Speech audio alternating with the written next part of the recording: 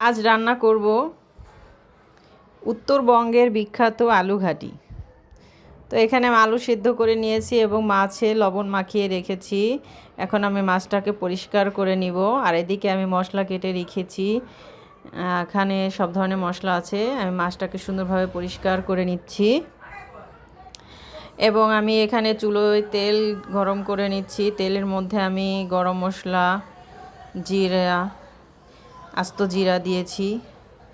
এখন আমি কেটে রাখা সব মশলা দিয়ে দিচ্ছি। পেঁয়াজ আছে, মরিচ আছে, কোয়া রসুন আছে। এগুলো ভালোভাবে কষিয়ে নিতে হবে। মশলাকে যত ভালোভাবে কষানো যাবে আলু ঘাটি ততটাই সুস্বাদু হবে।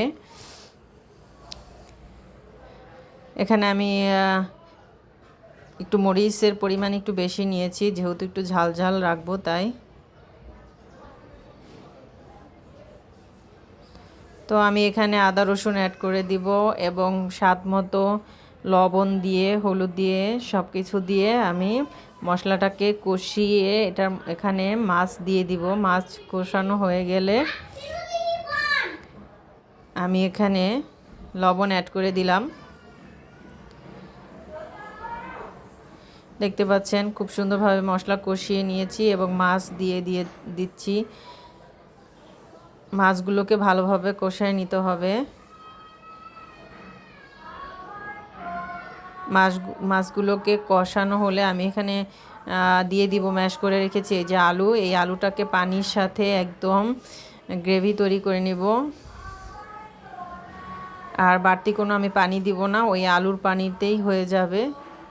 এখন আমি সুন্দরভাবে রান্না করব যতক্ষণ না ঘন হয়ে আসে ঝোলটা, এবং এক পর্যায়ে মাছটাকে ভেঙে দিব। তাহলেই হয়ে যাবে বিখ্যাত আলু ঘাটি। এবং জিরার গুঁড়া দিয়ে আমি নামিয়ে নিব। দেখতে পাচ্ছেন খুব সুন্দরভাবেই হয়ে যাচ্ছে। এই যে এখানে এই যে আলু ঘাটির সর্বশেষ অবস্থা, ঝোলটা কত ঘন হয়েছে। এবং আমি মাছটা একটু আধা ভাঙা করে দিয়েছি। এখানে পুরোটা একদম গলিয়ে ফেলিনি, কিছু গলিয়েছি এবং কিছু মাছ আমি একটু